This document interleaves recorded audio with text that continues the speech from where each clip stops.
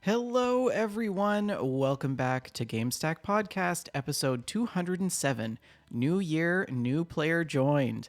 This is the show where we talk about video games, the industry that makes them, and occasionally stare into the void, wondering why we still trust top 10 lists on the internet. And speaking of those lists, this week we've got another one making the rounds 10 drama heavy video games to play before you kick the bucket. Some great picks, some head scratchers, and all the usual internet energy of this is objectively correct, and if you disagree, you're wrong. We'll talk about why these lists never stop and why we keep clicking them anyways. We're also looking ahead to the most anticipated games of 2026, including a new Steam survival game that starts as a fun camping trip and immediately turns into regret. It's got The Forest, Valheim, and a dash of Firewatch vibes because nothing says relaxing outdoor adventure like crafting tools while emotionally unraveling. But it's not all survival crafting and existential dread. We're also digging into why people play games at all. New articles are exploring why older adults are embracing video games, why it's psychologically hard to stop playing, and why the social side of gaming is way more important than just hopping on Discord. If you need proof, we'll also throw out some of the best multiplayer games that to play with friends or to immediately test those friendships. On the industry side, yeah, it gets a little bit heavier. We're talking about the historic unionization of Ubisoft workers in Halifax, followed shortly by Ubisoft's shutting down that very studio, which leads to a big, uncomfortable question. Is game designer still a good career path, or is AI coming for everyone's job like it's speedrunning the tech tree? And if you follow gaming stocks, you've probably already done a double take this week, a massive buyout, eye-watering dollar signs, and some very interesting names involved. We'll break down what it means, why people are nervous, and why your stock chart probably looks like a boss fight. Of course, we'll also hit our regular segments, what the community's been playing and what we've been playing, including the stuff we swear will finish one day. And finally, some big news this evening. We're officially welcoming Ravensview as a new co-host to Gamestack Podcast. He has a fresh perspective, new opinions, and someone else on the show to help us argue about video games on the internet. Welcome aboard, Ravensview. It's great to have you here. Thank you. Thank you for adding me in. I got to know you just from driving a tractor in the next field through a farm simulator. Exactly. And, I've been playing games for well a couple of decades, I guess, but mostly simulations. Started off with Train Sim, and I'm more into the more easygoing games. My reflexes and my fingers are not good into those. But you're also Quick things. a creator of other types of content as well, which I think is what sort of gravitated me to sort of trying to convince you to step into Shalene's shoes in the interim while she's recovering. That's true. I do podcasts of various classic novels like Agatha Christie and Winnie the Pooh and stuff like that. I do readings of those, and I do some writing and yeah, photography and music. So, I dabble. I Well, create. it's great to have you on the show. I think you're going to be a great addition. We do have a jam-packed show to get through. Before we hop into the show, I would like to mention a little word from our sponsor. If your coffee needs more soul, more character than your usual brew, Oak & Crow fits that space. Specialty coffee with an attitude. Roasted with punk and metal energy straight out of New York's indie scene.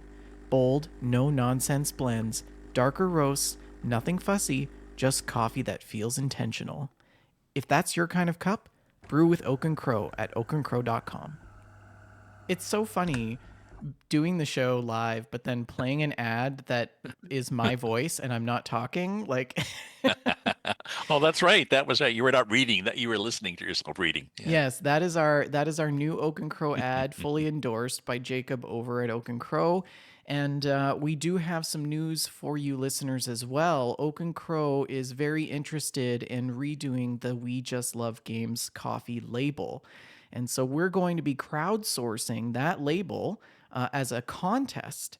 And we'll be posting the details of what is required to enter the contest and what particular things we're looking for in a label. So keep an eye out in the WJLG Discord if you are interested in participating in that, because you'll get some details shortly on that. Now, just do they have an online site for orders? Yes, oakandcrow.com. So you can head on over there and shop their coffees. They're located in the U.S., so Ah, we do have to pay customs charges, which in some instances and even now may be more than what the coffee is costing, what a bag of coffee costs. So I'm not sure. it's We challenging may for be, us Canadians to support Oak and Crow, but we do encourage our American listeners to partake in the yeah, beans. yum. We also have some new Discordians. We'd like to welcome Icarus, Icarius to the Discord. Welcome in. The Discord's been pretty busy this week.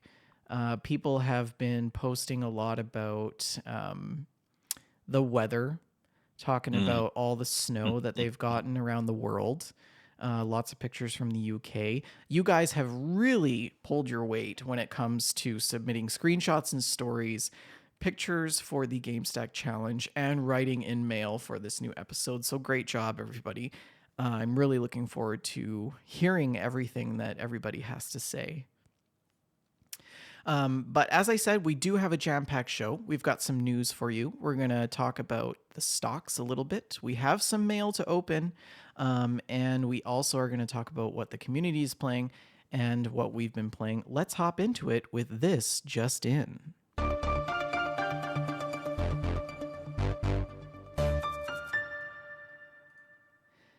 So, this first article comes to us from Game Rant by Chris Littlechild. Drama heavy video games to play before kicking the bucket. We often see lists of books that we just need to read, stacks of things, travel places that we want to see, cities to visit, but we often don't think about what kind of video games we should be playing before we run out of time. And so this article talks about specific games that are curated, some bona fide classics, and that would be a shame to miss out on, and some that are just a blast to play. So let's hop into it with the first one on the list. Yeah, I have got four that I looked at on my. I did sort of a curated. Well, Uh, let's see which ones are your top four. so I started off with The Legend of Zelda: Yes, the Ocarina of Time. Ocarina of Time, That which is a is 1998 game, and I guess they're saying if if if this came out possibly before you were born, you should play this game. yes. I think most of our listeners and fan base are very familiar with Ocarina of Time, or as Rick likes to call it, the Okanara of Time. Mm, That was a misspeak on a previous episode of Gamestack. mm, But if you're unfamiliar with Zelda Ocarina of Time, it sets place in Hyrule Field, and it's originally out on N64. And mm, this is, I think, really where the Zelda universe, really took off in terms of engaging people. mm, You open the game with Navi, who is a fairy in the game, who is in a frantic search for Link, and then there's this sort of Shakespearean monologue from what we know as the Great Deku Tree, which is a timeless character that is in all of the Zelda games. And then, of mm, course, we have to escape the evils and defeat Ganondorf and mm. his minions. But Zelda is great. You know, it's full of puzzles.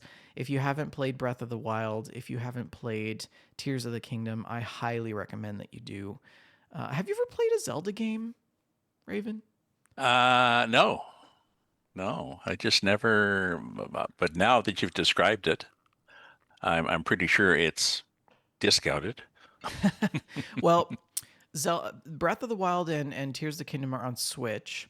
Um, if you like puzzle games, I think that you'd probably like this, but Uh, there is some combat and things involved in it as well. I find it pretty difficult to solve some of the puzzles. Some of mm, the things you're like, I never would have figured this out if I didn't look up someone's guide online. Like, yeah, it's yes. That can be a discouraging thing. Even though there's lots of great wikis that tell you how to find all the puzzles, Mhm. it's annoying. Yeah. Uh, Number 9 on our list, Life is the second, well, Strange. sorry, I did four. Do you want me to do my four, or you Oh just want to yeah, go through sure. the Go list ahead. You do chronology? your 4. Yeah. So the second one was 2005 was Resident Evil 4. Yeah. Yeah, Resident Evil 4. I've never Uh, played it personally. the next one from 2015 was Life is Strange, Yep. and I have played that and didn't finish it. Oh, really? No, I guess I did like so many things. I did something and then I did some of it and then got distracted. Oh, see? And the You're last one already was, fitting in Shalene's shoes. and the last one was Disco Elysium, which I did go farther with. So, Okay, yes, Disco Elysium. I think Jess played that at one point and I was watching her play it. yeah. Um yeah, Life is Strange is pretty good. Shalene and I did a let's play of that with the Mm. community. And we got very into the story with the very compelling protagonist, Max Caulfield. Hmm. Yeah, very rich story. Other games on this list that I think are honorable mentions: That Dragon Cancer, which is an emotional and heart wrenching story about um, the exploration of a family's experiences after their young son is diagnosed with cancer. It's sort of in an episodic manner, similar to Life is Strange. Final Fantasy VII, which is a true classic. If you are a Final Fantasy fan, you know that the game seems to keep up pace throughout the rest of its renditions. It is one of the longer RPGs of the Final Fantasy Mm. universe.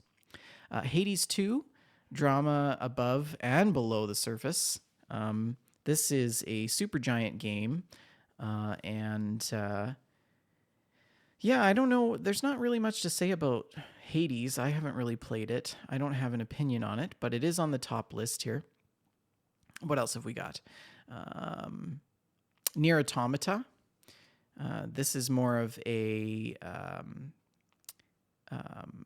they're well known for their sort of theatrical, exciting action-based games. As Platinum Games Studio, Mm. and they usually go for sort of an action-oriented experience. Um, but there's new perspectives on characters, struggles become revealed in this game, and there's a lot of different conflict. Mm. And then there's rewards with the amount of time that you spend within it. So that always switches up different mechanics within the game. And you start to really sort of get drawn in on those different characters. Metal Gear Solid, which is a tale that has stood the test of time, 1998's was the original Metal Gear Solid game that came out. But it remains an absolute masterpiece, of course. So the And recommendation is to play the original. my recommendation is to play the original, but some of Yeah. the newer renditions of Metal Gear are pretty good. Mm. But yeah, this is Solid Snake's legendary infiltration of the facility on Shadow Moses Island. And then there's boss fights and all that stuff. Mm. Bayonetta, which is another one. This is a Platinum Games studio of about a drama. Um, and an Umbra witch is revived after a long slumber. She has lost her memories, but swiftly learns one thing: the angels of Paradiso are none too pleased with her. And then she has to sort of navigate her way through that. And it's sort of like an interesting and different style on games. Yeah, sounds like a little fantasy story that I'd write. Yeah, Yeah. Yeah. that was fun. That's a good list. Thanks for sharing that. Hmm. Speaking of lists, we do want to start the year off right by talking about some of our most anticipated games of the year. And we do have an article that's written in The Guardian by Keza McDonald and Keith Stewart, and they talk about what they believe to be the most anticipated games of the year. And Raven, do you want to take us through this list?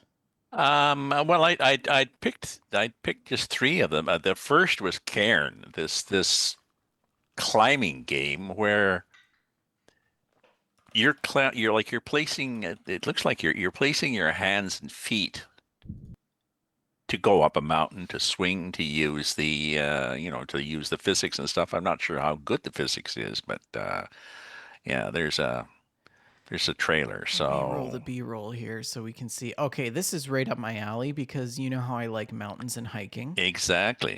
So I do like the art style though. It's kind of like a Borderlands kind of feel. Hmm. What is going on with this person's legs though? They're all like Uh, well, it does say you have to bandage your fingers as you go. So I don't know. Maybe oh yeah, it looks god, and like she's fallen there, but oh it's okay cuz she's got her ropes. it's Okay, so it seems like the entire game is just about crawling up the side of a cliff. oh Oh, there yeah, is yeah, some hiking. Okay, we've got some yeah, hiking. I like yeah, this. Okay. yeah, yeah, yeah. I like how she's. Oh, I love this. She's going through like water and like there's all kinds of weather elements and stuff. I wonder if there's parts of the game where you have to like customize your pack and stuff and like you upgrade your pack. Disguise. Yes, yes, yes. Did you want this heavier thing? It's better for climbing, but Yeah, but it's gonna weigh you you down a carry it. little bit. Yeah. Oh, I think I'm gonna have to play this. I'm gonna have to I, add this one to the I list. thought the mountains would. Yeah, excellent choice. There was a couple down as Pokemon Pocopia, which I thought might intrigue you. It's described as Pokemon Pokopia. Pokemon with Animal Crossing and a bit of Minecraft. Oh yeah, Shalene and I talked about this previously on the show. Mm. Um, and I think people are patiently waiting for this to come about. March release, it says. Yeah. Yeah, so Pokemon, like imagine fusing Pokemon and Animal Crossing together and then sprinkling in a little bit of Minecraft in there. That's what Pokemon Yeah. Pocopia is. Um, and this is, again, another Nintendo classic. It builds on this idea that you build and you create habitats for Pokemon, Nintendo's beloved creatures. And you play as Ditto, which is the shape-shifting pink blob, which can Mhm. helpfully transform into another Pokemon. Using those other critters' abilities, you can then bring sort of an empty world all together and make it like a vibrant community in town. Mhm. So that's a good one. The third that I picked is a Trigger. I apologize. It's coming out in November, possibly. Grand Theft Auto 6. Oh no, yes. And we've seen trailers for Grand Theft Auto 6, right? Hmm. I think we have. I'm not sure if we have official trailers out for this, but GTA 6 is definitely much anticipated. Um, Since yeah. last year, though. Yeah, and I think it's set in Florida this time. Ah. Yeah. So you might want to Hmm. check that out. GTA is a Hmm. very niche gaming community, but I'm definitely going to play it. Absolutely. There's some other weird ones like Saros, this described as a intelligent time loop sci-fi shooter, whatever that genre is. Yeah, so this is from the Finnish developer behind Returnal. And so in this game, you are a stranded astronaut on a different hostile planet from their previous project.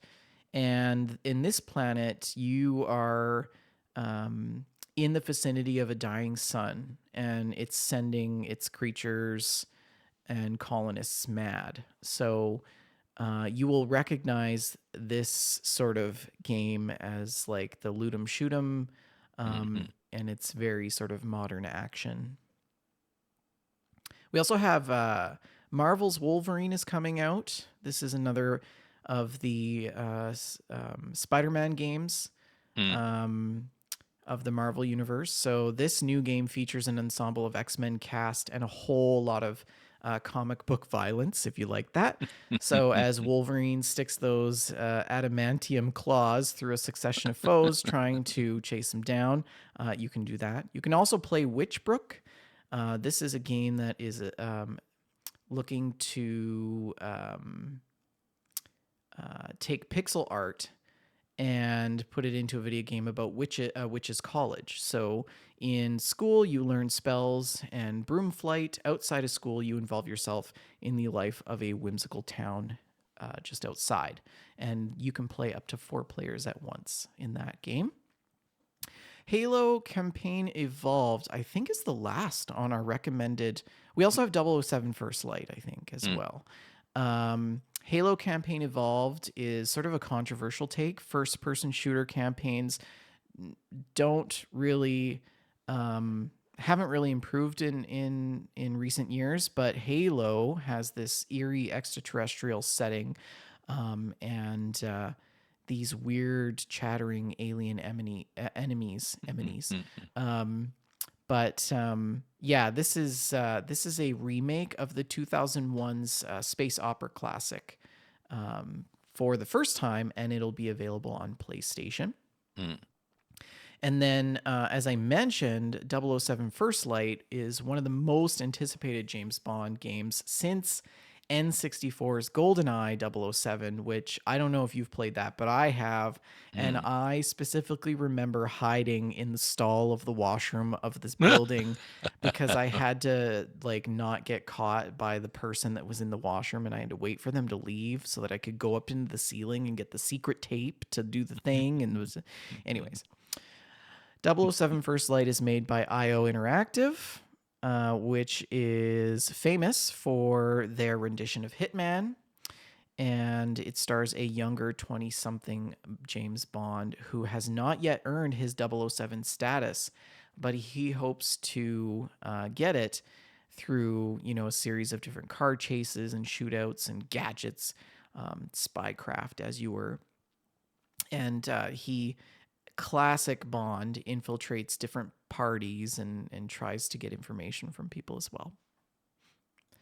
So those are some of the most anticipated video games of 2026. Of course, I'm not surprised GTA 6 is on the list. Do you have any games that aren't on this list that you are most anticipating? Write into the show, info@wejustlovegames.com, or you can post in the Mailstack channel in our Discord, WJLG Discord. Our next article comes to us on Game Rat from Josh Kotz. This is a new survival game on Steam that takes the best of the Forest and Valheim and throws some of Firewatch in for good measure. This game is called, what is it called again? The Gold River Gold Project. River Project. That's right. Why don't you tell us about this, Raven? Well, I haven't played it, but it's well, it isn't out yet, I think. But it's described as an open world co-op survival crafting adventure that goes wrong. Because That why goes not? wrong. And you are together. You do a multiplayer, but somehow they've designed it so even though it's a multiplayer and you're there with friends, you feel very isolated and alone. So it, I like this. You're like camping. yeah. There's video game fishing. You can do cannonballs. Okay. You can do cannonballs. Public service announcement, cannonballs are in the game. I like this a little bit of Hunter Call of the Wild sprinkled in Mm. there. Looks It's like coming there's a out bit of on the lore as well. yeah. Sorry, I was going to say it's coming out on the 23rd, but as an early access game. Early access, okay. So I wonder if is there a co-op component to it? It's open world. Yes, 4-player, yes. single player or 4-player online co-op. Okay. So like you said, make friends or lose them. Yeah, it looks pretty diverse. You know, there's the survival. Depending how So they do in the game. you got to manage your health, your hunger, your hydration, fatigue, temperature. There's crafting and research, base building, scavenging. There's changing seasons as well. Hmm. So you've got to deal with snow biomes, summer, late fall. And then, of course, there is mystery and discovery to be had, multiple ways to progress, of course. And it's definitely something that looks to be replayable. Yeah, yeah, yeah, yeah. I'm not sure if it'll be stressful to play it or if it'll be like nice to play it. I Sometimes, don't know what to sometimes you have expect. options. You have choices. You know, whether you want to Yeah.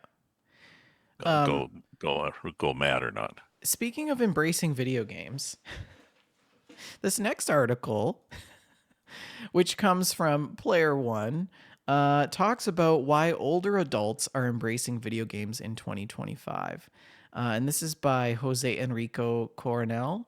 And he talks about how video games are not really limited to children anymore, and or just professional gamers, or Yes, us exactly. us millennials who may or may not be still living in our parents' basement, but Yeah, yeah, um, but gaming among seniors is rapidly gaining popularity as older adults are now turning to video games to improve mental health, physical well being, and yeah, establish social connections with people. yeah, yeah. It can help with, cognitive decline if it's a challenging game because you're learning rules and focusing and solving problems, and a fast game is good for hand-eye coordination, and a slow game is just good to mellow out. And it can improve your digital literacy, which is an issue Mm-hmm. for us older folks. Well, not me, but my sister. We're having to cope with increasingly online only services, Yeah. like government services. You have to go on our website. And if your grandpa is like not literate, Yeah. Well, this uh, article is inspired by University of Iowa researchers who found that mentally stimulating games can help combat that cognitive decline. And as you said, Raven, what they found was that it does enhance memory and cognitive function by mm, activating the brain through problem solving, exploration, and decision making. It was conducted by UC San Francisco's Neuroscape Center, and it reveals that seniors who regularly play cognitively challenging games experience noticeable improvements in long term memory. Games that involve puzzles and exploration also strengthen mental adaptability and help preserve memory as brains age. They also talked about how these games have the potential to improve hand eye coordination. So many video games demand precise movements, fast retractions or reactions in our hands, very good dexterity. And this can improve hand eye coordination. It is often why we've talked previously on the show about how video games are actually a really good platform to train surgeons in doing microsurgical techniques. mm, But strategy and 3D platform games can improve spatial awareness as well and motor function and control, which obviously can help seniors maintain that coordination. In addition to that, it can also boost your mood and reduce your stress, unless you're playing like Resident Evil. Unless you're like, you're cut from a different cloth and you find that Resident Evil is relaxing, looking at you, Tim Twig. mm, But gaming can be a really effective tool for stress relief. Simulation games, puzzle games, casual games that create that mm, sense of accomplishment and calm can be very cathartic. And Raven, you and mm. I both know, Yeah, we both just know how much this is important to us, yeah, right? many hours on a combine. Many Yes. hours on a combine, yes. And even short gaming sessions can elevate your mood and provide a mental break from the daily stressors. And I think a couple of the more important things is that it strengthens social connections. So multiplayer and co-op games can help seniors stay socially engaged. They can encourage things like conversation, teamwork, and friendly competition. And they help reduce feelings of loneliness and isolation, which can be a common challenge amongst our aging population. Problem solving skills can be improved. Sorry, you were going to say something. No, no. Problem solving skills can also be improved, especially when you're playing games that are thinking where you're thinking logically, or you have to adapt Mhm. solutions to new situations and things like that.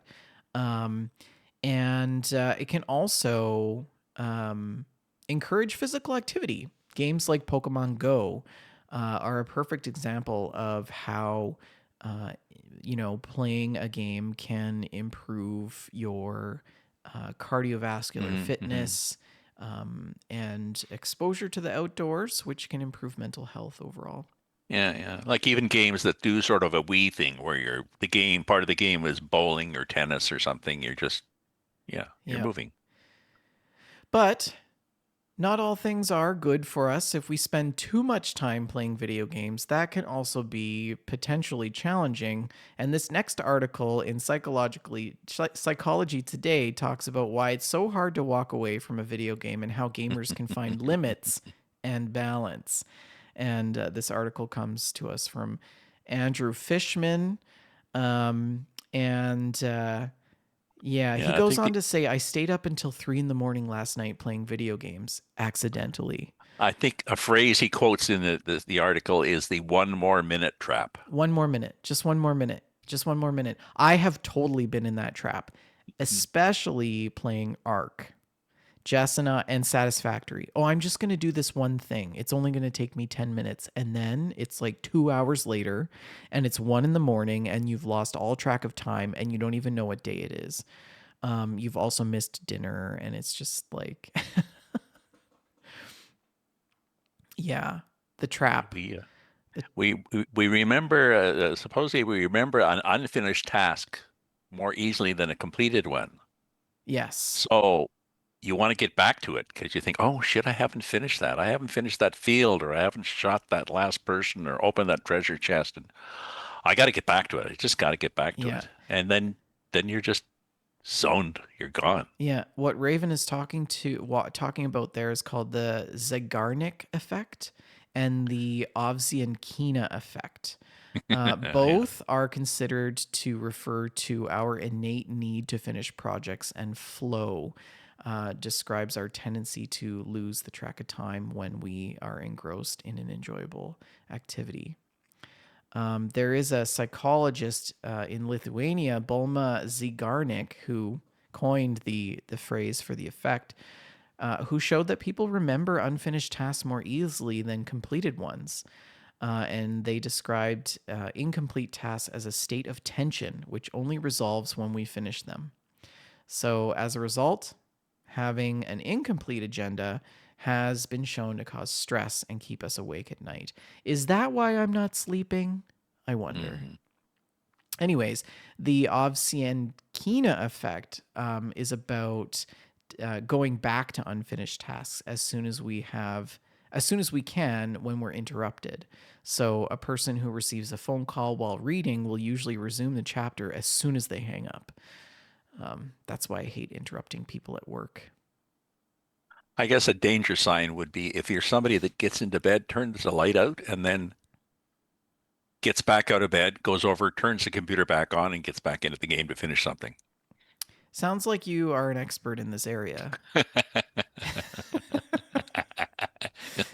Hypothetically, Well, I mean, video games are particularly effective at getting us into the zone. If you were, that's the plan. yeah.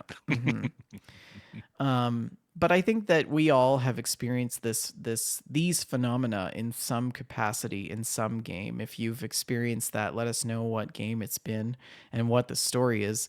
For me, it was building an arc. I could build for days an arc, no problem. Mm. Yeah. What other game? Zelda? No, I've never actually stayed up late playing Zelda. Satisfactory. There have been times when we've stayed up till like midnight, 1, 2 o'clock playing Satisfactory. And then I would go to bed, and then I wake up the next day and Jess is like, I just went to bed an hour ago. Stop messaging me. Anyways, the article also talks about how to escape that. They say recognizing the pattern is the first step, and then some people need additional strategies to help them. He talks about how he's worked with clients who have become so stuck that they show up to work or school late, or even call in sick when they realize they've missed the bus. Clients who ended up dropping out of college due to their inability to stop playing video games in time to go to class. These are real problems, right? And he talks about how, in order to avoid this, people often set alarms and stick to schedules. They only commit to a certain time frame and they stick to that. But even this approach can take a great deal of discipline and self control. And if you don't have that, it can be hard to stick to it. Others have suggested that the place to stop is when you start looking for a suitable place to stop. So, in other words, if you're in a game and you say, I'll just finish this and then stop, that's the sign to stop immediately because you usually don't stop. Yeah. And it won't go away. It'll wait for you. It'll be there. Every single person who has played Minecraft has had this experience. I guarantee it. Absolutely. Gosh. Well, while we're on the subject of psychology and gaming, the next article comes to us from Our Culture by Sebastian Bickley, Why the Social Side of Online Gaming is So Important to Players. And going back to that conversation that we had about seniors and the importance of social connections, I think this is sort of across the board, wouldn't you say? Yes, yes. Um, it can be a social side can be very good unless I was going to say unless you're playing Truckers MP, and then you just swear at Yes. people a lot. Or you're in But an open world in Sea of Thieves. Yeah. yeah. Online gaming can be enjoyed as a solitary activity, but many people find the social dimension of playing games together can be just as important as playing the game itself. And this comes through things like cooperation, competition, shared Mhm. experiences. Those interactions can bring depth and meaning to relationships that we form. Mm. Shalene and Archon are a perfect example of two people who have played video games together and then ended up living together and then ended Mm. up getting married. So I think that's just a good example of how video games can bring people together and Mhm. build Mhm. social connections. But gaming is about experience and experiences. And when those experiences are enjoyable and shared together, that brings a level of serendipity, spontaneity, unpredictable parts of gameplay that can be memory building, right? Mhm. Yeah. Communication builds community, so we just love games, obviously. And I think Discord plays a really big role, I think, in how people connect via video games as well. Mhm. Competition also becomes more engaging, though, when it's social. So facing real opponents introduces new stakes than artificial challenges like playing against NPCs and things like that. Yeah, yeah, yeah. Because it's fun when you get together and you reach a target with your friends. That's cool. Yeah. And when you fail with your friends, that's kind of cool too, because it's shared sadness. Hmm. And if Yeah. competition's not really your thing, subtle social elements in game design might be. Not all social gaming relies on direct competition or team play. Some people play games in a form that incorporates more quiet social elements that still foster that connection, Mhm. real time interactions, and visible player presence, like Truckers, America Truck Sim, Euro Mhm. Truck Sim. Arc is a good example of that. Sea of Thieves, where you're all on a boat together in the middle of the ocean, and there's nobody around for miles, and it's just so relaxing, and you're just having so much fun. Mhm. Yeah. What is the social interaction, social component of building connections mean for you in video games? Sorry, for me or for For everybody? Yeah. you, like, what's your thoughts? What's your take? I like the fact that you expand beyond the game. You start off with a shared, whatever the game is, a shared, targets and stuff that you're working together. But then you'll be chatting and you'll find out that, you're into gardening. Oh, I'm into gardening. Or, my kid's doing this. Oh, how's your kid? You said your kid was trying to get into university. Did he get in? And Yeah, yeah. so there's, a wider experience, and it's also an experience of different viewpoints, different. It's not just your own little circle of friends local friends that you've curated. You're you're expanding your horizons. Yeah. Well, if you're looking for some games to play with friends, we have a few multiplayer recommendations for you. This article comes from Nicole Stewart, and this is boundingintocomics.com. And Battlefield 6, great game to play with friends.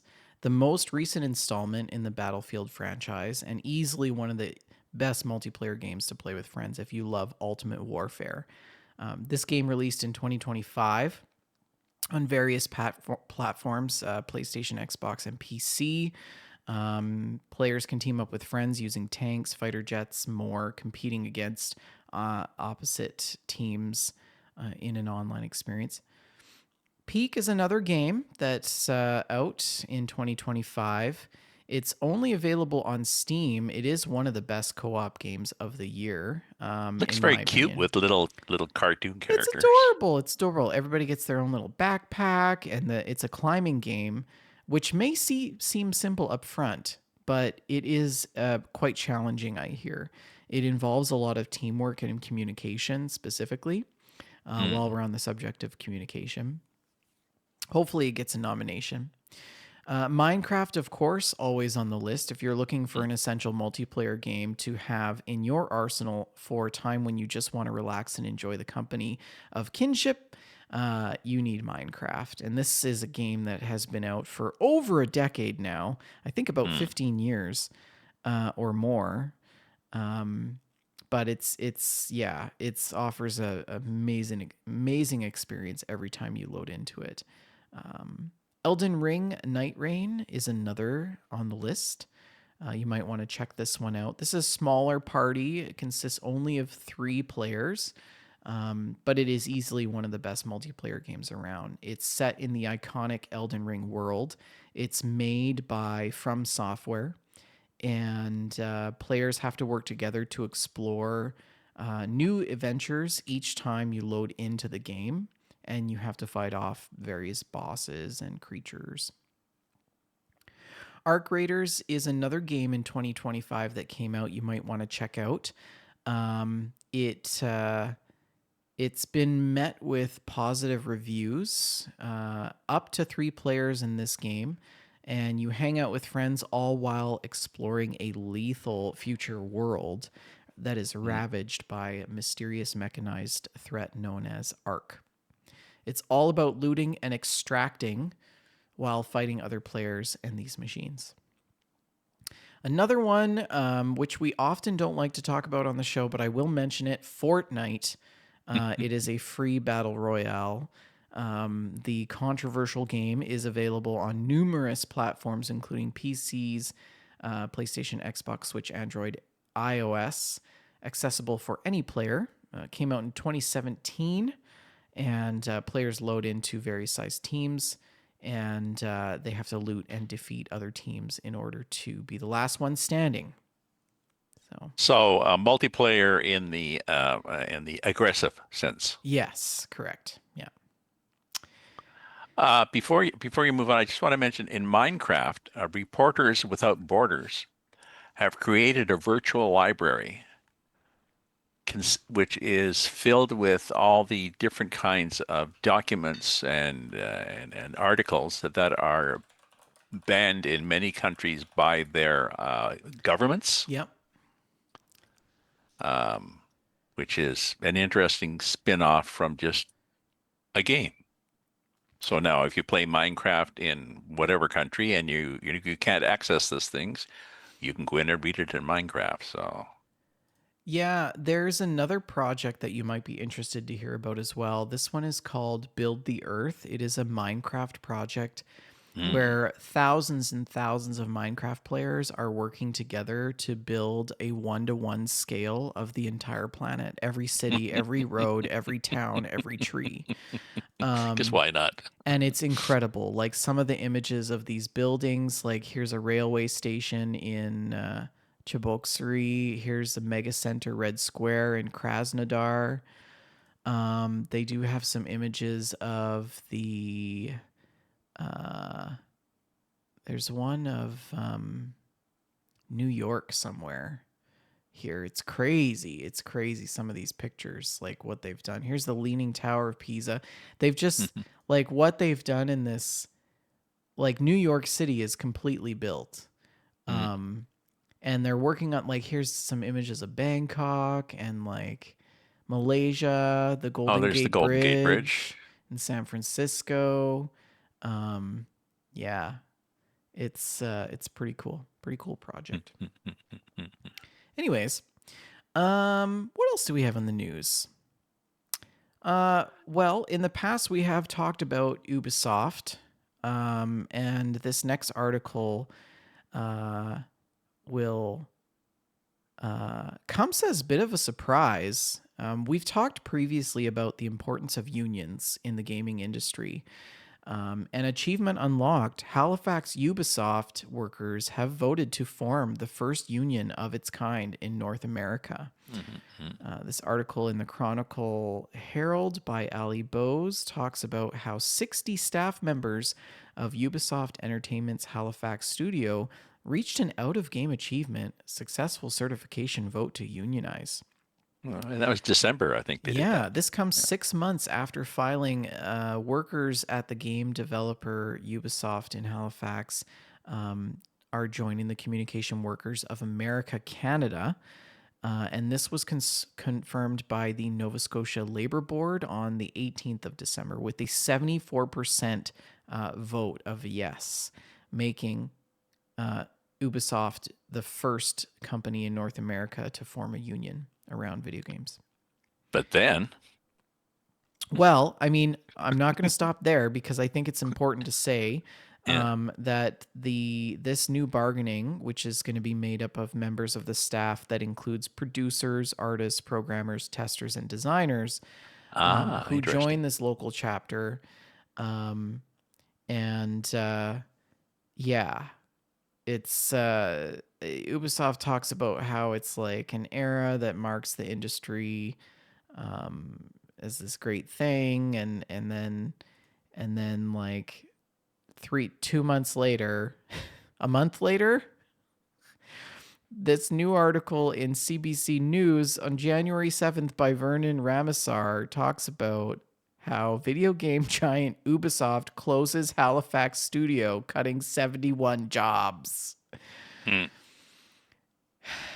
What? In a news release, Ubisoft, which employs about 17,000 people globally, said that the closure is the result of an ongoing measures to make the company more efficient and cut costs.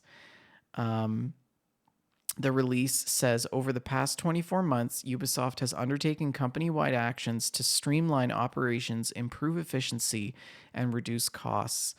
And this was said in an email by the spokesperson Anton Leduc Labelle, who said, who talked about how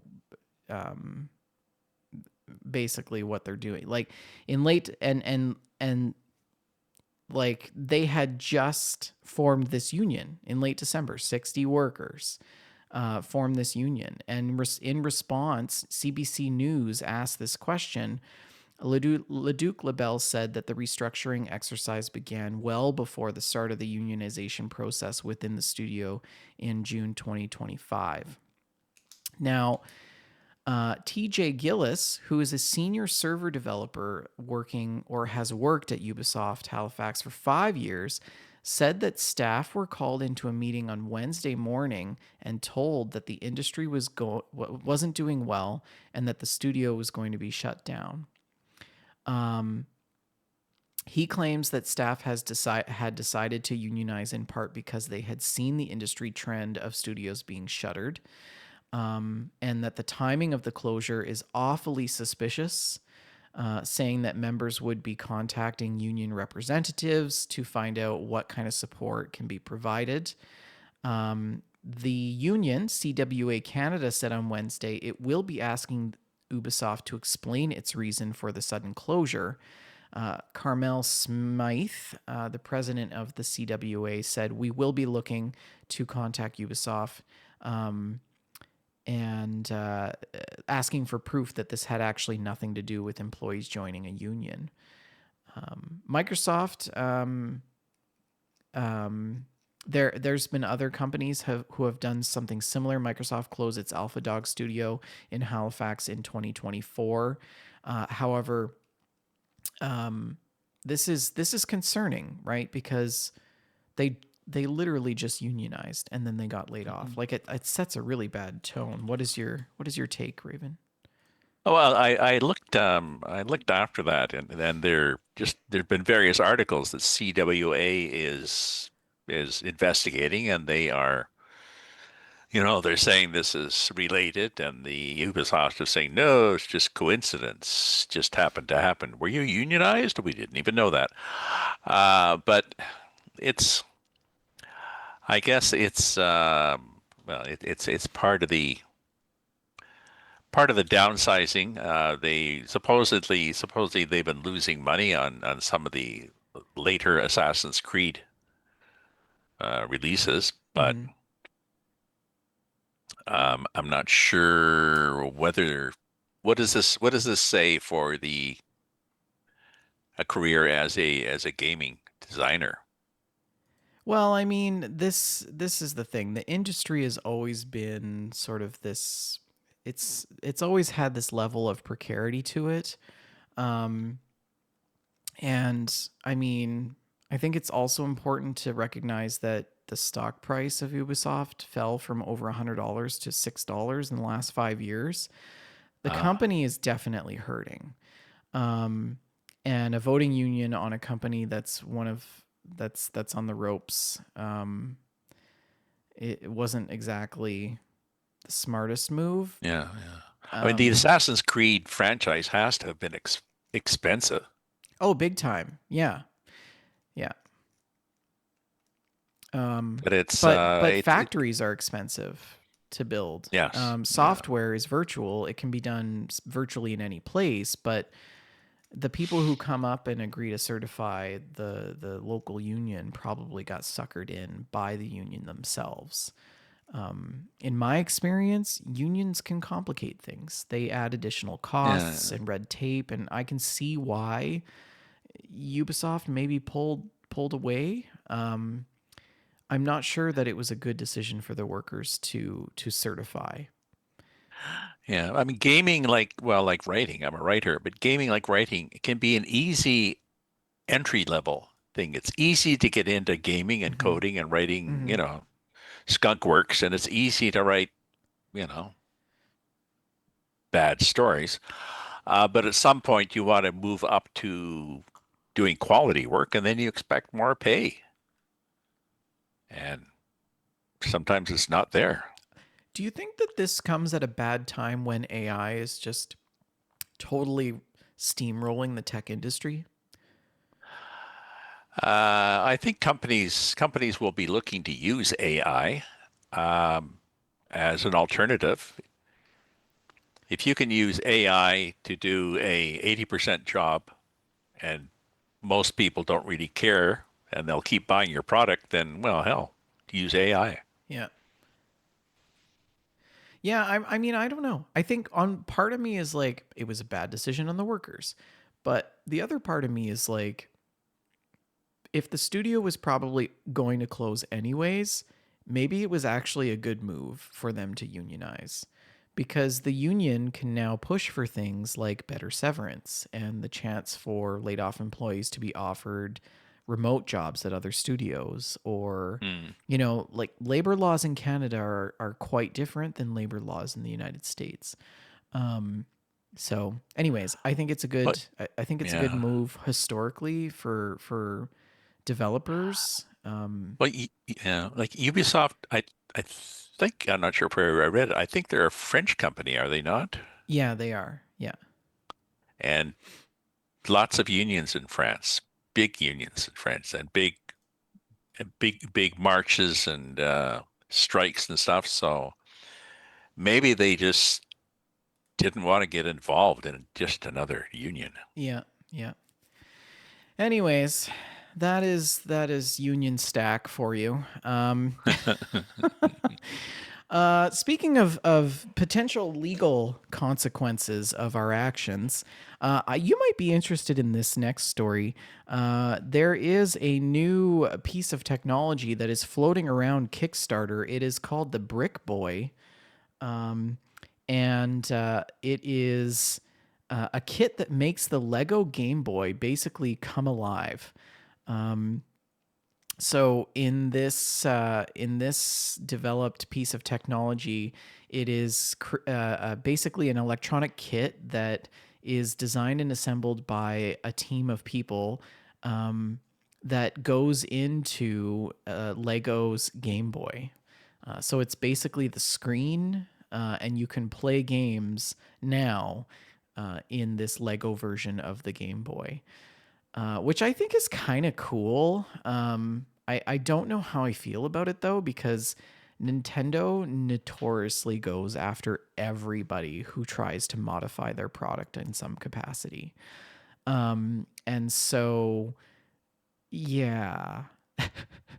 Are they modifying? Are they like I had to look up first to say, okay, so what's the Lego Game Boy? Oh, okay, that's kind of cool. You use Lego pieces, like just another kit, and you put together a Game Boy, and then somebody said, why don't we make this playable? Yes. Sure, why not? Yeah.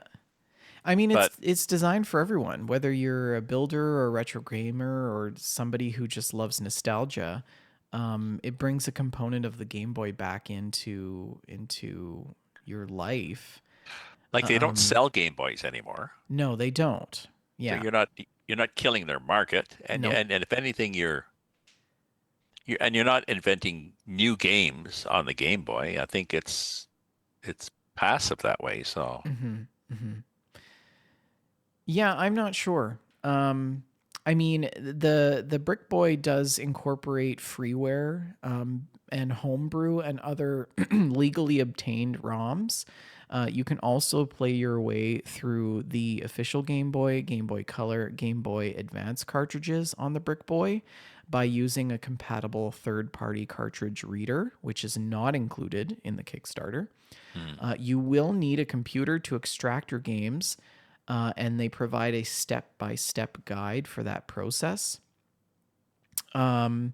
But it's pretty cute actually, because there's this other component that I wanted to show you guys. They have also an arcade edition, so it basically takes the Game Boy model and turns it into a little home console styled as an arcade cabinet, which I think is adorable. It's fully compatible with Gamer and the Collector kits and designed exclusively for a Brick Boy.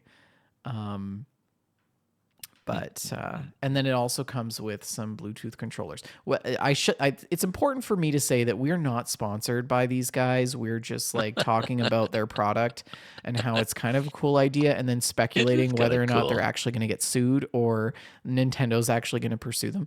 I'm not sure. I mean, they do. It feels like they've sort of covered their bases. But I mean, Nintendo has notoriously gone after people for something as simple as developing their own Joy Cons for the Switch and things But like that. So they may have seen it coming and they may have gone behind the scenes and donated to the Kickstarter. potentially, but they do claim that they're not endorsed by Lego or Yeah, yeah, yeah, Nintendo. yeah, yeah, So yeah. yeah, it's and they go on to say, Brick Boy is an independent hardware kit and does not Yeah, include yeah, or yeah. distribute Yeah, any yeah, yeah. copyrighted games. Blah blah blah blah blah. So Anyways, that's something cool to check out if you're interested in Lego and you like also retro gaming. You might want to check that out. Nintendo is not just monitoring potential lawsuits, they're also monitoring high RAM prices and tariffs, which have been impacting the gaming industry as well. Hmm. This article comes from Chris Scullion in VGC. And in an interview with Kyoto Shimbun, uh, this is Furukawa was asked what the challenges were regarding Switch 2's lower profit margin than that of the original Switch. And he goes on to say that hardware profitability depends on factors like component procurement conditions, cost reductions through mass production, and the impact of exchange rates and tariffs. It's difficult to kind of generalize. Fundamentally, we aim to address this by advancing component procurement over the medium to long term. And then he goes on to note that the rapidly increasing cost of RAM is mainly attributed to AI data centers buying up huge quantities, making supplies scarce. And I just Yeah, read yeah. an article. I just read an article today, I think, how the price of RAM has actually like quadrupled in the last 6 months. Oh yeah, yes. If you were thinking of updating your computer to a newer model, it's too late. Forget it. You might as well go to the thrift shop and try to find some old RAM there. Yeah. Yeah. They go on to say that they procure supplies based on medium to long-term business plans, but the current memory market is very volatile and that there is no immediate impact on earnings, but it's something that they have to monitor very closely. Mm. Some other concerning news, well, maybe not concerning, given on where you might sit on the whole GameStop saga. This article is a GameIndustry.biz article by Alex Forbes Calvin. Retailer GameStop has reportedly closed hundreds of its stores in the United States, according to posts on social media as spotted by Polygon, which shows that the shops across the country are shutting down. At the time of this article, the tally was 390 stores, and this was on January 9th, 2026, that are now closed, and another 10 unconfirmed. There are also reports that the company is planning to close its EB Games subsidiary in New Zealand, which is a shame. EB Games managing director Shane Stockwell has reportedly sent an email to staff letting them know that the proposal is not final and that no decision was going to be made until we have completed the full consultation process in good faith with affected team members. Mm. In the filing, the retailer told investors that it had shut down 590 of its stores in the United States in 2024 financial year, and also said that they anticipate closing a significant number of additional stores in 2025. My son worked at an EB Games, I don't know, 20 years ago or whatever, and yes, it was huge walls of stuff. I Yeah. mean, that's how you bought games. You Yeah. just went in there and and socially you met other people, you chatted with not just the employees but other people on similar games. So now it's all online. So It's interesting, though, because while aggressive cuts are being made to its business, GameStop has announced a new long term performance award for its CEO, Ryan Cohen, worth $35 billion. But in order to reach this, the CEO has to increase GameStop's market cap by $100 billion, and the company is only worth $9.52 billion.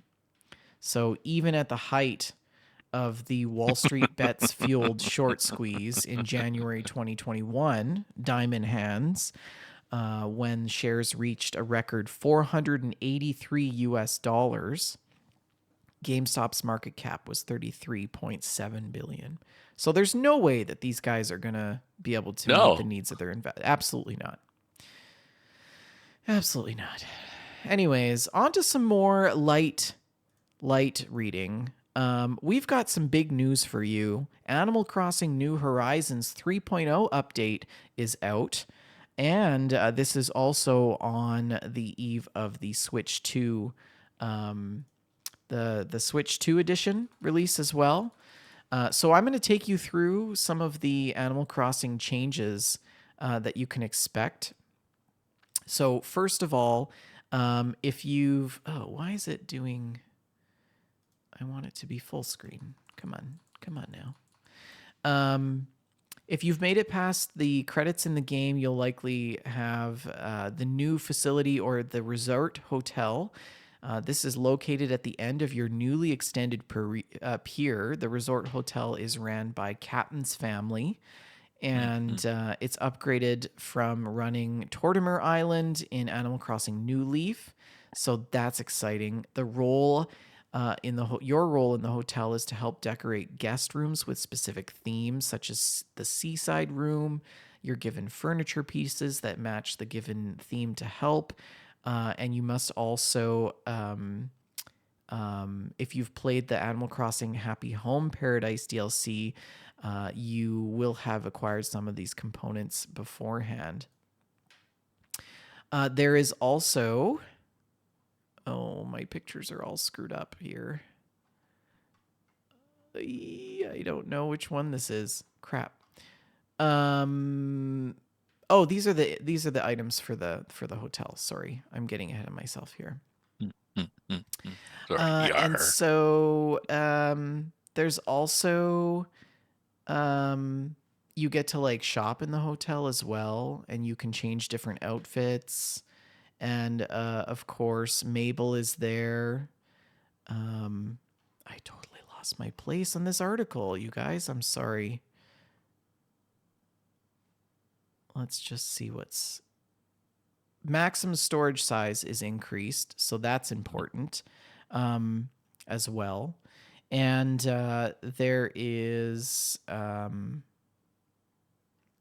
There's also, if you as you progress through the hotel opening, you'll be able to order special classic Nintendo toys from the original games that include the Ultra Hand, Ultra Machine, Love Tester, Nintendo Switch 2, original NES, the Game Boy, as well as Famicom Disk System and the Super Famicom. This article has completely changed since I found these photos, and it's super frustrating because I can't show you guys what I wanted to show you. Here's some of the Nintendo Switch items that you can purchase as well, but I'm just going to move on to our next segment of the show, which is Gamestock.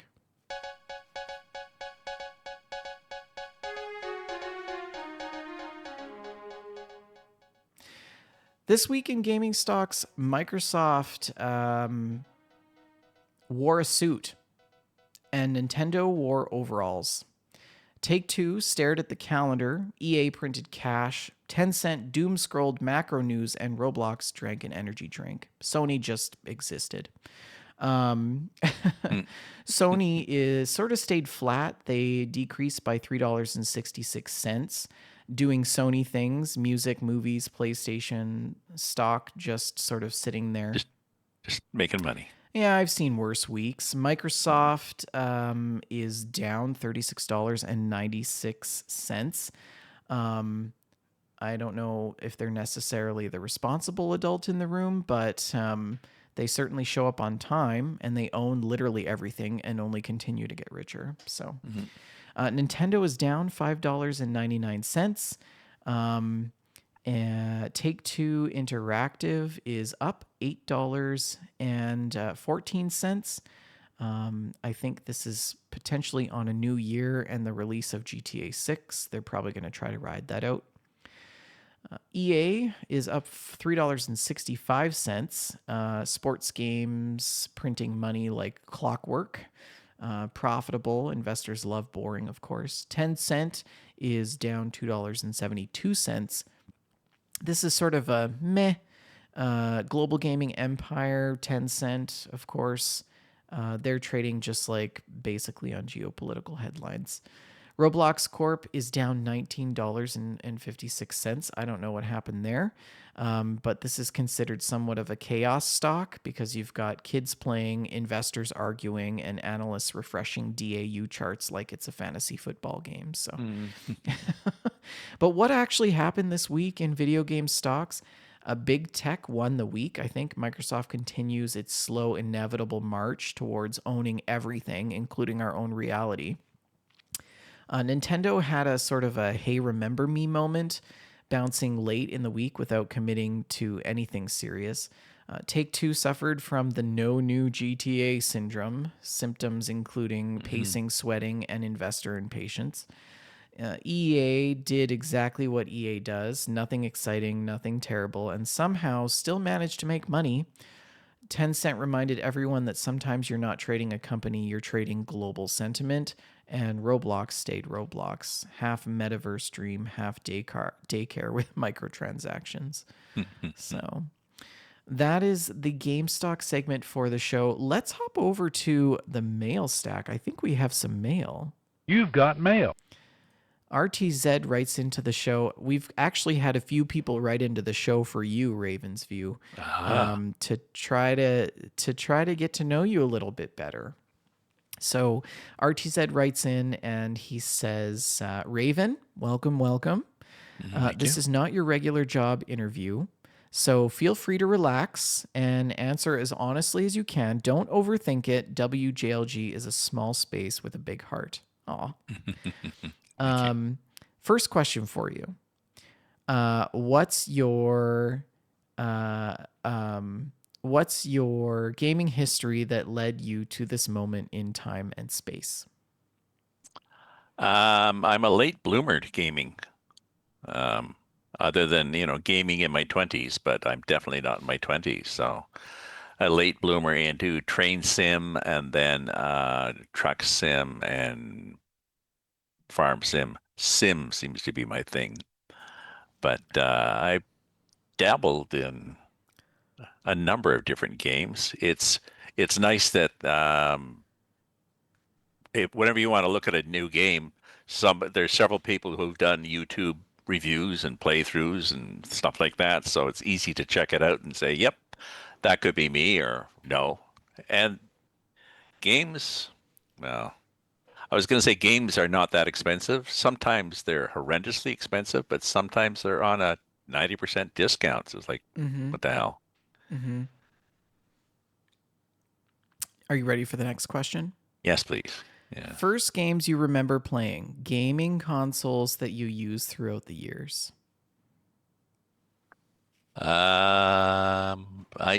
I guess it was Train Sim, which is, I don't know, 20 years ago. Gaming consoles. I played Mario Kart with my grandsons when they were young enough that I could keep up with them. N64? Uh, don't know. This is like 10 years ago. Okay, So so what it might have been like maybe Wii yeah, yeah. My or first something like computer that. was an Apple clone computer. Wow. Apple.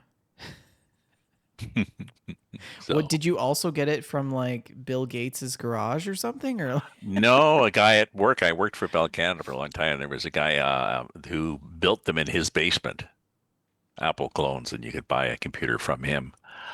Before that was probably a Commodore 64, where you were okay. able to save games and load games from cassettes, Yep. audio cassettes. Taz in the With chat pipes in. He says Atari 2060 2600 for him. mm, Atari 2600. Next question, coffee or tea? oh, definitely coffee. The only tea I had was when I was courting a girl whose mother insisted on being nice and serving me tea every time I went over. So I pretended because I liked the girl, but And how do you like your coffee? Do you are you like a pour over guy, espresso? it's paper cone and dark roast and black with just sugar. Nice, nice. Yeah. Top 5 games at the moment. I guess train. We're not trains anymore. I guess truck. The two truck sims and farm sim. Um, Assassin's Creed too, Hmm. sort of. And I can't think of a fifth one. Assassin's Creed. Well, both Assassin's Creed really, because I'm playing them as a. That's your other thing. What are we playing now? But I'm playing Discovery mode. Mm.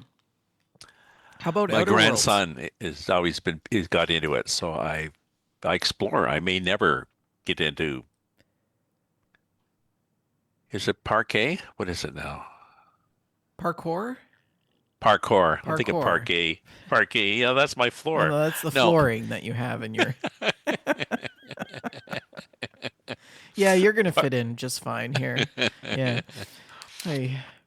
I Okay. was gonna say Outer Worlds is your fifth, probably. Oh, yes, Outer Worlds. I did Outer Worlds I did maybe three quarters or more of Outer Worlds 1.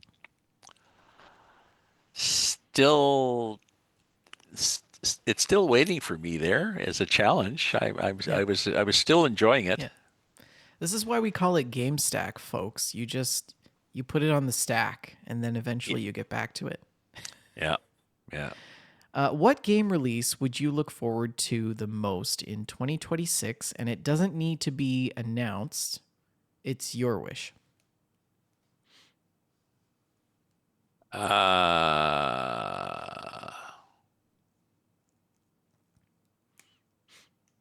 oh, snowplow.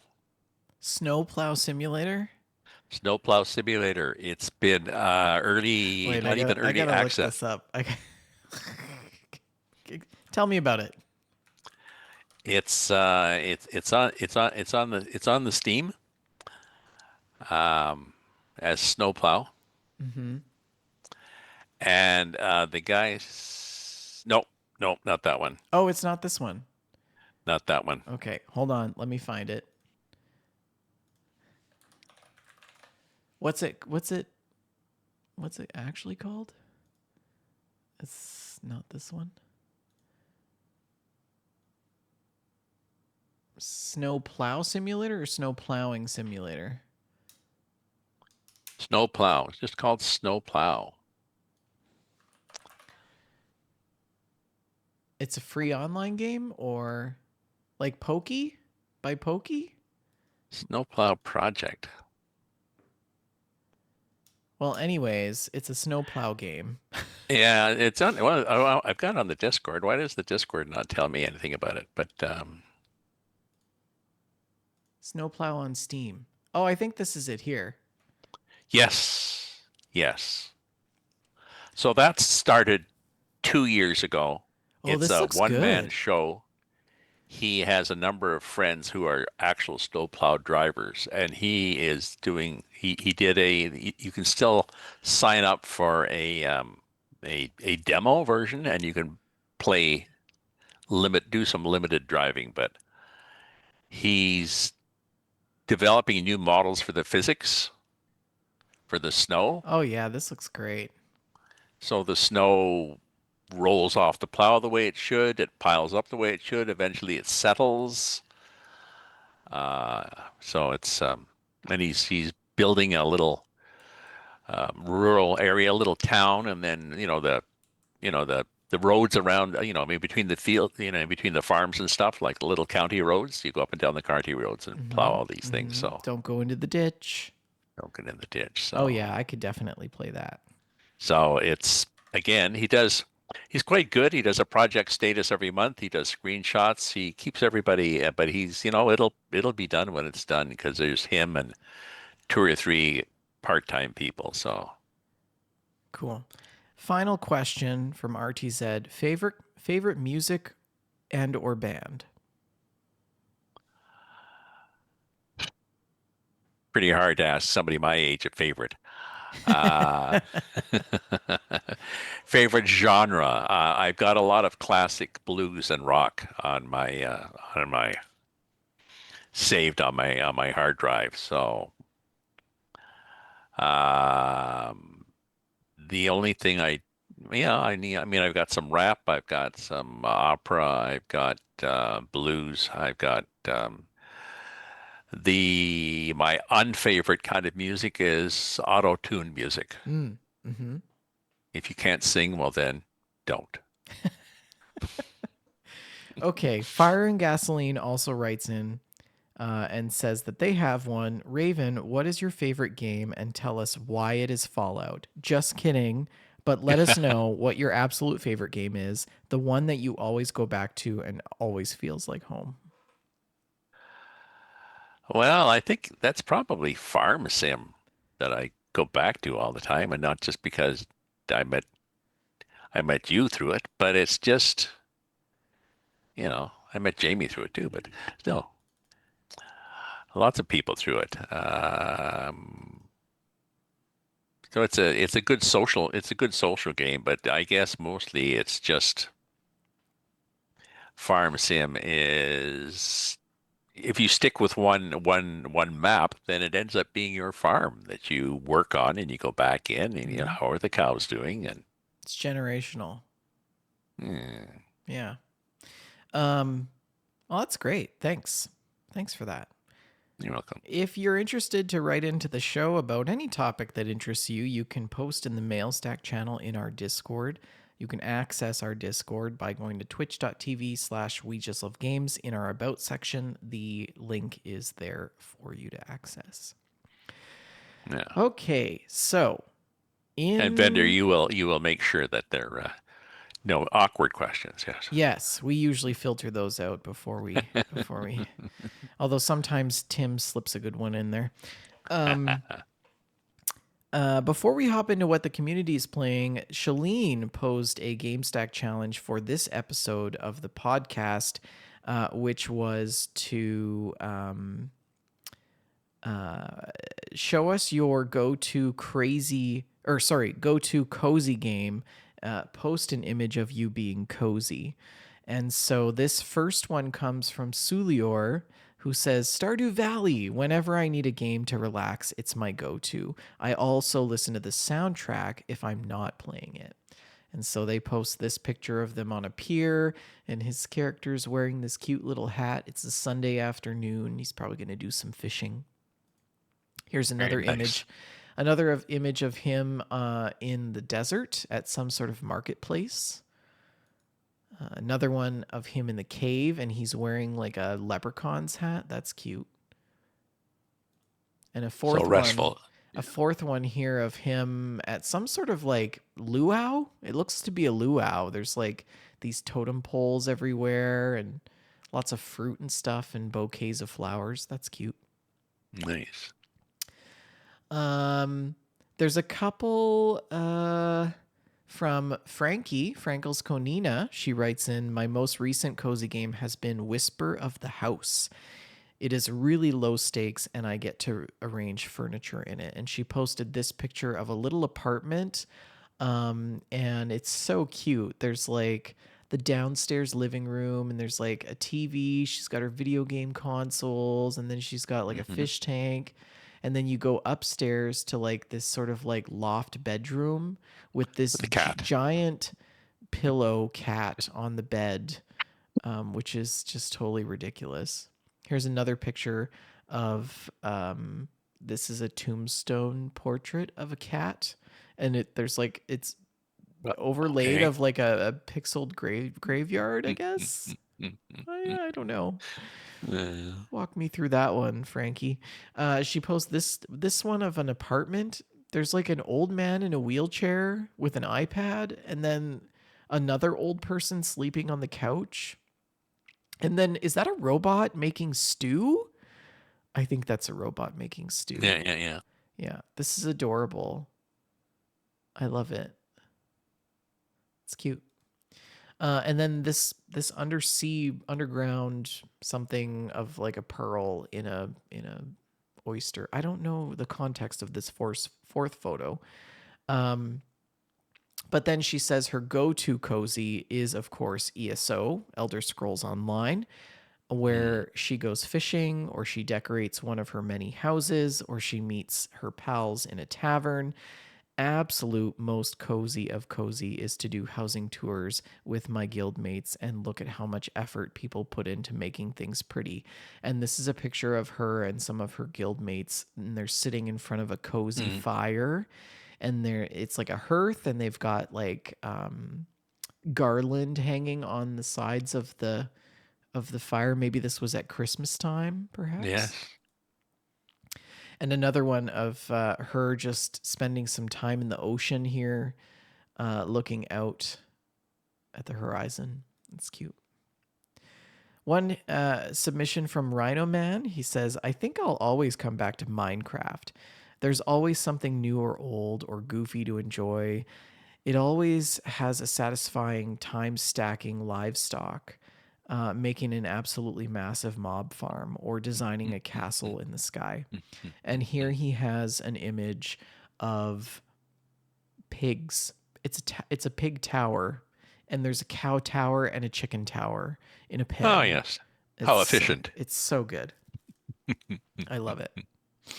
That is the Gamestack challenge photos.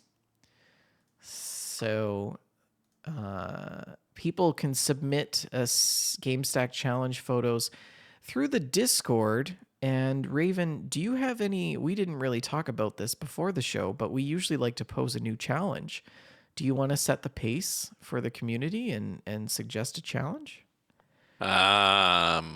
But no, go ahead. I don't know what a challenge would be right yet. Okay, we'll think about that and we'll post it in the Yeah, GameStack channel this week for you guys to check out.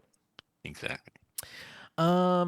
Now it's time to talk about what the community's been playing. Yay, yay. Community game playtime. So this is our screenshots and stories. And we've got a couple of screenshots. This one from coming in from RTZ13. He says, I've started playing Space Stardew Valley, aka The Altars. It's a resource gathering, relationship management sci fi. And he says, Gauze, no fishing. You're the only survivor of a crash land on an inhospitable planet. Corp sent you there on a mining mission to gather the mysterious resource called Rapidium. And here he is playing the prologue, this image of his person in a spacesuit, and they're sort of walking through this Mhm. like cavern. And here is presumably his character, who looks a little bit like Ron Swanson, Mhm. just sitting there on the floor staring into the camera. He says, as a miner, you don't have much other skills, and you become the captain of a rolling modular base that can move onto survivable parts of the planet. The local star is way too close to survive a sunrise. And so here is his movable sort Ah. of modular base. There's different levels. It kind of looks like Fallout Shelter. If you've ever played Fallout Shelter, it's like a 2D sort of cross section of the shelter itself. On the top, he has a quantum computer and a communication room. Then in the second row, workshop, a command center, an airlock, and a storage. And then he has a captain's cabin, machinery, and then on the bottom, some small storage. I assume that you must be able to like decide where you want those to be, but Hmm. that's kind Hmm. of cool. And here's a shot of him sort of looking out at his modular base. That's pretty cool. And then yeah. He says, through this new material, you can clone yourself by looking into different life paths, make small changes that leads to different career choices. You can create these alters of yourself with different skills, knowledge, and life paths. You need to keep them happy because they like the situation as much as you do, especially realizing that you made copies to get them to work. And it says it's a great game so far. And here's a picture of him and his workmate, and the dialogue says, and I overcooked them into a shapeless pulp. They were inedible, but you remember what she did. Hmm. I don't know what the context there is. Yeah, a few other great photos. Here's a submission from Green Caps. He says, I think I 100% the first part, Dragon Quest 1 of their HD remake on Draconian. The next goal is number 2. Side note, I don't think there's a level 99 achievement, but if there was, and then there's a sad face, and he sends this screenshot of his game stats. Says hours adventuring, 44 hours, 972 battles won, 6 battles fled, number of wipeouts 0. Wipeouts. Yeah. Monsters defeated. 116 out of 116. That feels good when you can 100% a game. Yeah. Well done. Alex has submitted a shot of Outer Worlds, and she says Outer Worlds has me pegged. And it is a screenshot of one of the flaws that you can get in Outer Worlds 2. And this flaw is the Earth Directorate found a flaw in you, easily distracted. Your skills are erratic to say the least, but a jack of all trades is oftentimes better than a master of one. Still better than a master of none. You can raise more skills faster, though it'll be harder to ever maximize any particular one. So the effect of this trait is when leveling, you can only add skill points into your lowest non-zero skill point. This is a fun flaw. Some of the flaws in Outer Worlds 2 are actually pretty bad. I got the flaw where you're a kleptomaniac and you just randomly steal stuff, which can be really bad when you're in a market and you suddenly start stealing things and then everybody starts shooting and a giant war breaks out. I had to go back and redo 3 hours of gameplay because I accepted that flaw and I shouldn't have. This submission from Frankie, she says, I was gifted Tiny Bookshop for my birthday, and I had played a few hours on Tuesday. It's fun. You have a tiny bookshop in a little wagon, and you sell books to people and decorate it. And there are small challenges and quests, very chill and entertaining. And it has my favorite book in the world in it. And this is cute. She's got a little hatchback car, and connected to it is this little trailer.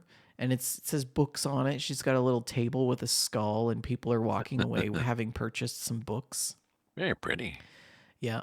And then a cross section of the trailer with, you can cycle through the shelves and stuff and choose books.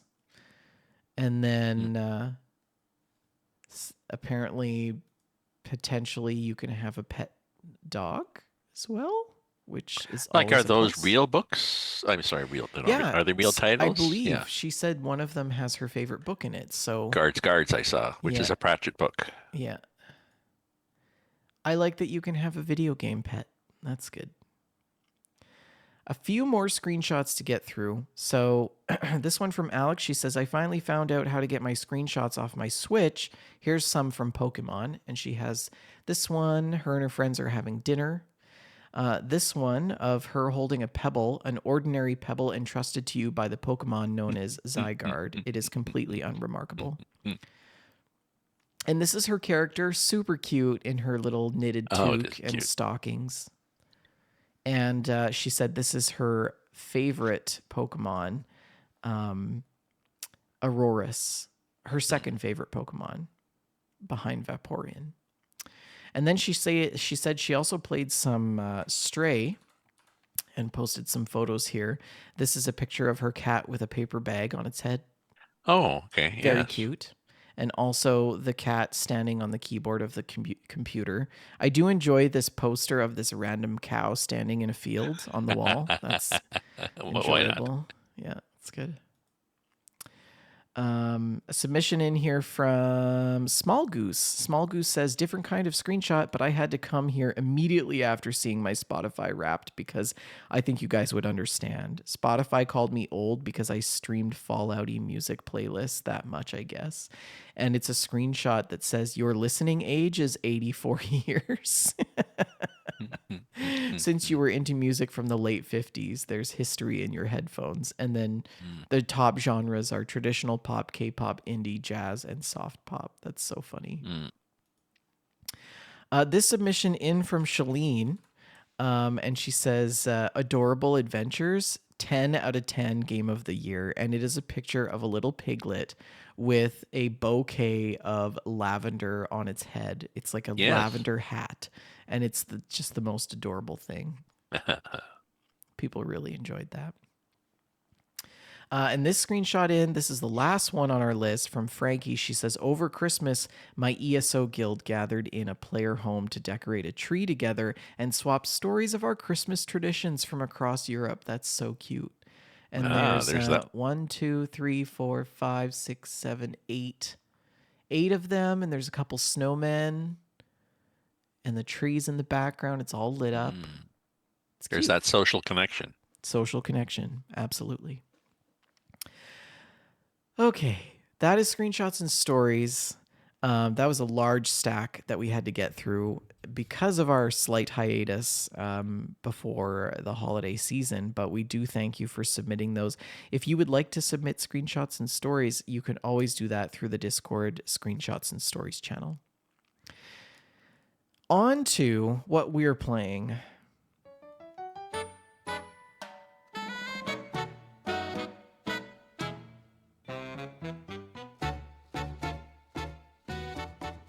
And I'm going to hand the mic over to you, Raven, to talk about what you've been playing lately. Well, I've been playing. I'm playing a new variation on ATS, American Truck Simulator. Various add-ons that make it a economy mode that increase it to being a real grind. So your bank loans are harder to get, the interest rate's higher, the trucks are break down sooner, the jobs just don't pay as much. So it's ATS, it can be quite easy to chug along, and before you know it, you've got a garage, you've got three trucks, you've got people, and now I've got a 1 million, now I've got 2 million, and then it becomes the game just becomes exploring the map, which is fun, but this delays that as long as you can bear that.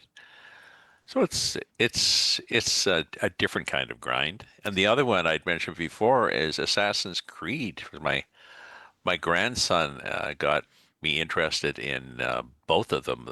Mm-hmm. It again was discounted to be like nothing a few weeks ago. So I've got the Origins one, I think it is, which is in Egypt, and the Odyssey one, which is in Greece. And so far, I've just been playing Discovery, where you go on tours and you listen to people walking through the crowds, and you can hear them, chattering to each other in Greek or whatever like this, and they explain this. There's this thing, and this is why this temple's here, and you click here for more information, and I love it's that. it's very well done. They again, you can see why they maybe are losing money because it's expensive, but good. So How many hours would you say that you put in to Assassin's Creed? Like the Odyssey? just maybe a few dozen. Nice. That's a good chunk. Yeah. That's a good chunk of Y- time in discovery mode. Yeah, I'm probably up to like 900 or something in ATS. So, Yeah, yeah, yeah. you Same. know, Oh, that's good. those are my two main ones. I've also been playing ATS. I have been playing it in winter mode because Mm, winter. good, Um, yeah. it's been nice. Raven and I have been doing some hauls on the weekends over the holidays. It's been really nice. I've also been trying to do the wintry Christmas hauls, which the Winter Wonderland in ATS was fantastic. Oh, It yes, was yes. They so good this year. they do challenges every season into different things, Halloween and stuff, but wow, this is just It was really amazing. good this year. Like you're in I mean, it looks like you're in some part of Europe because it's like all European buildings, very colonial and stuff. But there's Christmas trees and lights everywhere. And then there's different parts of the map where it's like Santa's workshop or like a ski resort or, something like that. You got to drive over a frozen lake and you do, what was it, 15 hauls and you get like you get a different paint skin or something for your truck or something like Hmm that. It's hmm kind of cool. Well, yeah. There's something to hang from your mirror. Yeah. Yeah. I've been playing with Grimes Winter Mod because he did come out with a version for the updated version of ATS. It's been pretty fun. I still wish that SCS software would develop seasons for ATS and ETS because it's a little bit jarring to drive through Los Angeles with snow everywhere.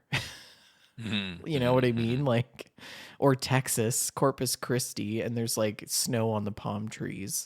So Like, it'd be nice if you could transition somehow while you're driving. yeah, And it's obvious that they yeah, can do winter right? because they did. Yeah. Yeah. So I don't know, like, I don't understand why it would be so hard, but anyways. I also played Zelda for about 30 seconds over the Christmas break, and then I never went back to it. So, but I think it needs an honorable mention for our gameplay. Mm, Animal Crossing fell off the radar, but now that the 3.0 update is back, I am definitely going to hop into that this weekend over mm, maybe some afternoon coffee. But mostly over the holiday season, I've been playing tabletop games.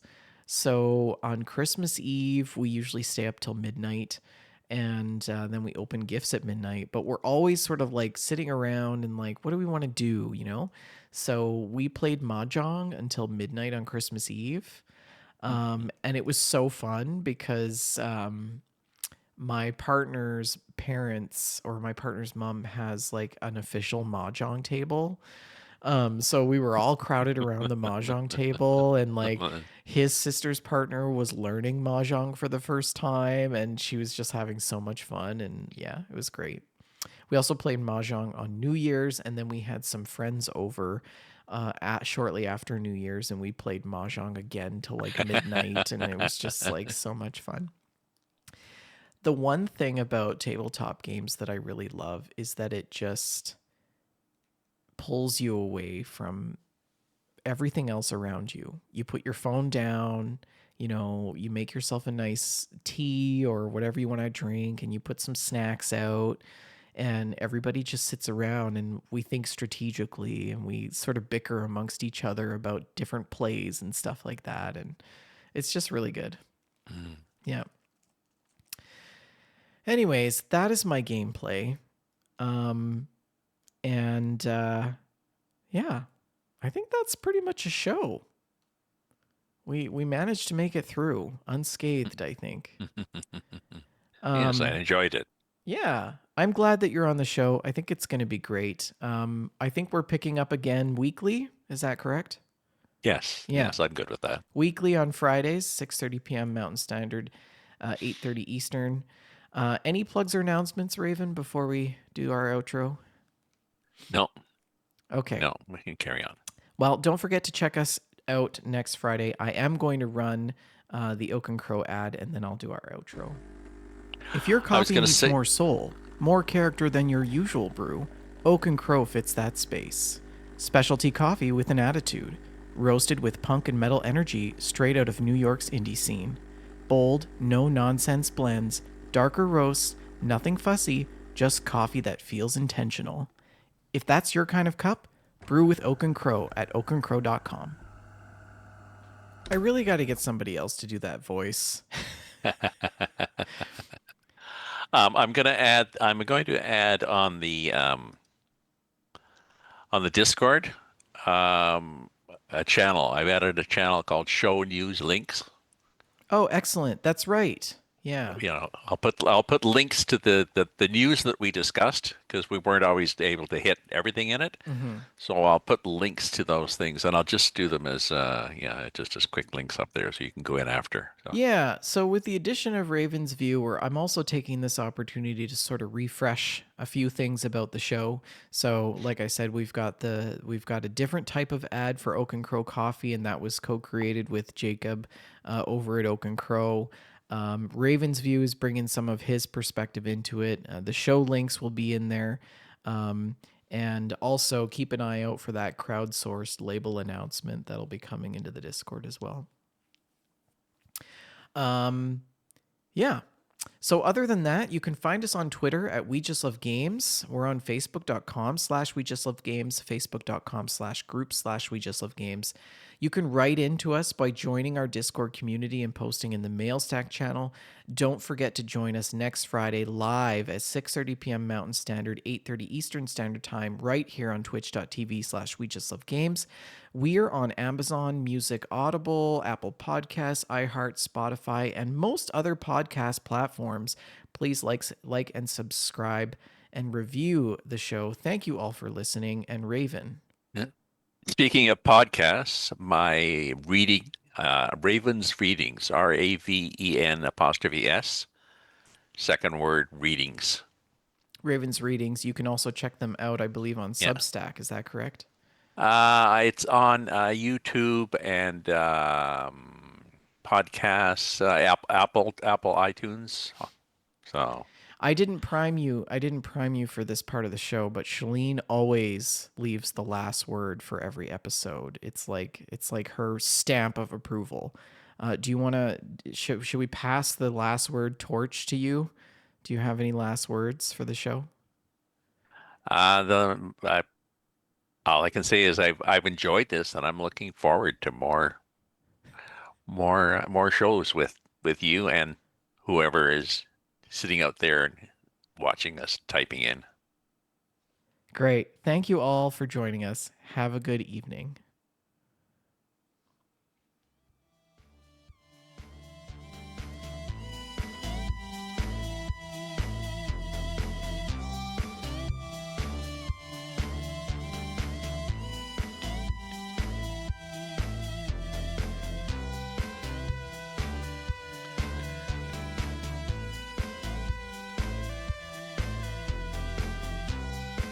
Hey, you have to change that.